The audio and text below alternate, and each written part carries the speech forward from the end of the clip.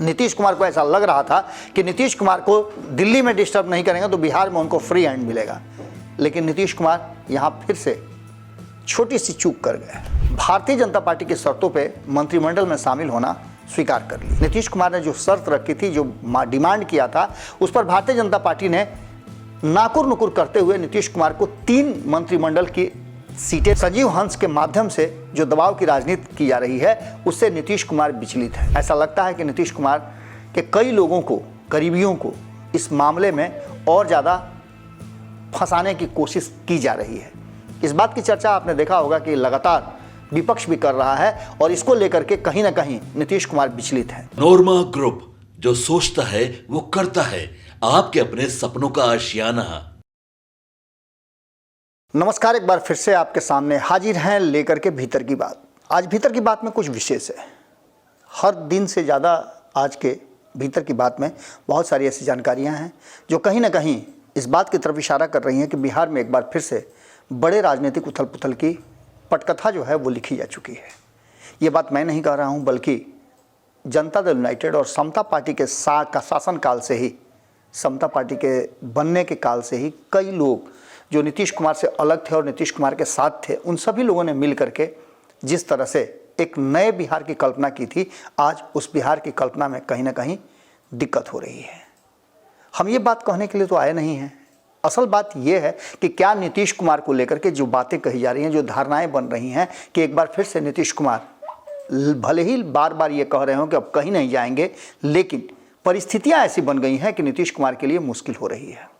हमारे पास 10 ऐसे मुद्दे हैं जिसकी चर्चा हमने नीतीश कुमार के अत्यंत करीबी, कभी नीतीश कुमार के बहुत करीबी रहे एक ऐसे शख्स ने टेलीफोन कॉल के माध्यम से ये बात बताई है कि नीतीश कुमार काफ़ी परेशान हैं और उनकी परेशानी का कारण है कि भारतीय जनता पार्टी के साथ रह करके जो वो चाह रहे हैं वो नहीं कर रहे हैं। पिछले 19 साल से नीतीश कुमार अपने शर्तों पर राजनीति करते रहे हैं और बिहार को चलाते रहे हैं, लेकिन अब उन्हें परेशानी हो रही है। नीतीश कुमार के जो आइडियोलॉजी हैं उससे समझौता करने की स्थिति आ गई है और ऐसे में नीतीश कुमार कोई बड़ा फैसला ले सकते हैं। इसकी शुरुआत कहां से हुई? तो लोकसभा चुनाव के समय ठीक उससे पहले नीतीश कुमार जब वापसी करते हैं एनडीए में फिर से, तो नीतीश कुमार के साथ जो शर्तें रखी जाती हैं उन शर्तों में पूरा नहीं कर पाती है भारतीय जनता पार्टी। यानी कि नीतीश कुमार कहीं ना कहीं एक सीट कम मिलने के कारण नाराज थे। खैर, चूंकि लोकसभा का चुनाव था और उन्हें चुनाव लड़ना था, वो पहले ही इंडिया गठबंधन से एनडीए गठबंधन में आ गए थे, इसलिए उनके पास विकल्प नहीं था। इसलिए उन्होंने एक सीट कम पर समझौता कर लिया और छोटे भाई के रूप में वो काम करने लगे। लेकिन नीतीश कुमार हैं।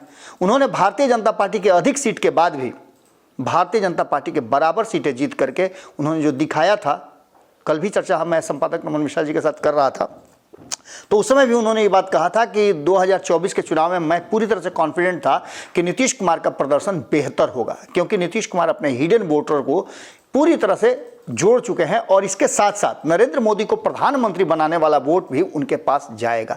ऐसी स्थिति में नीतीश कुमार बेहतर प्रदर्शन करेंगे। 16 में से 12 सीटें जीत करके आए और इसके साथ साथ भारतीय जनता पार्टी के अगुवाई वाली एनडीए को भी उन्होंने 30 सीटें जितवाई। इसके साथ साथ एक बड़ी बात थी कि नीतीश कुमार चाहते थे कि कोई भी फैक्टर बिहार में काम नहीं करे नीतीश फैक्टर के अलावे।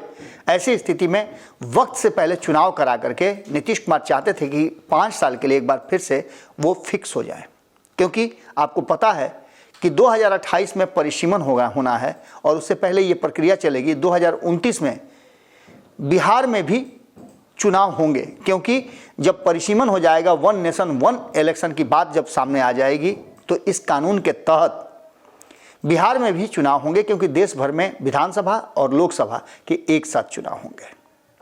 तो ऐसी स्थिति में क्या होगा? नीतीश कुमार चाहते रह गए, लेकिन भारतीय जनता पार्टी ने उनकी बात नहीं मानी। बात यहीं तक नहीं रही, इससे आगे अगर बढ़िए आप, तो 2019 से कुछ अलग परिस्थितियां थी। नीतीश कुमार को ऐसा लग रहा था कि नीतीश कुमार को दिल्ली में डिस्टर्ब नहीं करेंगे तो बिहार में उनको फ्री हैंड मिलेगा, लेकिन नीतीश कुमार यहाँ फिर से छोटी सी चूक कर गए।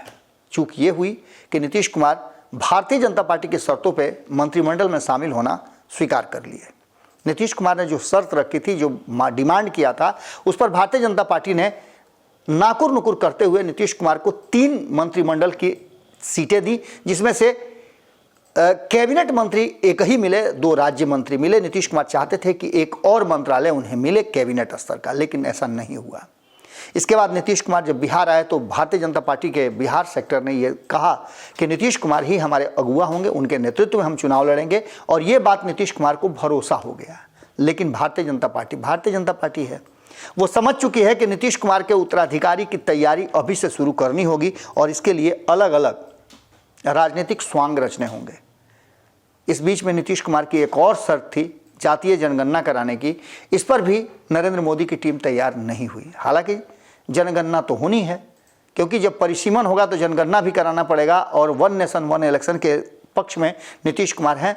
तो यहाँ आकर के जब जनगणना नहीं हो रही है, जिसमें जातीय जनगणना की शर्त रखी थी नीतीश कुमार ने, इसके बाद अब क्या होगा? बिहार को विशेष राज्य का दर्जा, विशेष पैकेज, हालांकि बहुत सारी चीज़ें केंद्र की सरकार ने बिहार को दी हैं, लेकिन जो विशेष राज्य के दर्जा में मिलना था वो नहीं हुआ। फैक्ट्रियां नहीं आ रही हैं, रोजगार के साधन यहाँ नहीं मुहैया कराए जा रहे हैं, बहुत तरह की समस्याएं हैं। इन सभी विषयों को लेकर के नीतीश कुमार की नाराजगी अभी भी बरकरार है।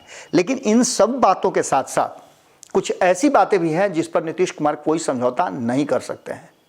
एक तरफ जिस तरह से नीतीश कुमार के करीबियों पर दबिश बन रही है, संजीव हंस की गिरफ्तारी के साथ साथ नीतीश कुमार के पुराने चिट्ठे, उनकी टीम और उनके इर्द गिर्द काम करने वाले, उनके मंत्रिमंडल में काम करने वाले, बिहार में काम करने वाले कई अधिकारी और मंत्री उस दायरे में आते हैं अगर इस तरह की कुछ बात होती है। तो कहा यह जा रहा है कि ये दबाव की राजनीति भारतीय जनता पार्टी कर रही है। संजीव हंस के माध्यम से जो दबाव की राजनीति की जा रही है उससे नीतीश कुमार विचलित हैं। ऐसा लगता है कि नीतीश कुमार के कई लोगों को, करीबियों को इस मामले में और ज़्यादा फंसाने की कोशिश की जा रही है। इस बात की चर्चा आपने देखा होगा कि लगातार विपक्ष भी कर रहा है और इसको लेकर के कहीं ना कहीं नीतीश कुमार विचलित हैं। संजीव हंस को रिमांड पर लिया गया है, इसकी भी चर्चा आपने सुनी होगी। लेकिन इससे भी बड़ी बात है 2025 की तैयारी। 2025 की तैयारी में नीतीश कुमार जिस तरीके से चाह रहे हैं तैयारी करना, भारतीय जनता पार्टी वो तैयारी नहीं कर रही है। भारतीय जनता पार्टी अपने हिसाब से तैयारी कर रही है और उस तैयारी का हिस्सा गिरिराज सिंह को बनाया गया है। भले ही बिहार के नेता नीतीश कुमार के साथ हों, ये कहते हों कि गिरिराज सिंह से उनका कोई लेना देना नहीं है, लेकिन उसके बावजूद भारतीय जनता पार्टी के नेता गिरिराज सिंह के साथ और कई नेता खड़े हैं जिनके बयान बहुत ही विस्फोटक हैं। और इस तरह के बयानों से नीतीश कुमार ने हमेशा किनारा किया है। 2005 से लेकर के 2024 के अक्टूबर महीने की 27 तारीख को आप ये खबर जब देख रहे हैं, तब तक नीतीश कुमार ने बिहार में क्राइम, करप्शन और कम्युनिज्म, इसको बहुत ही ज़्यादा सेंसिटिव मुद्दा मानते हुए इसको कभी भी टॉलरेट नहीं किया है।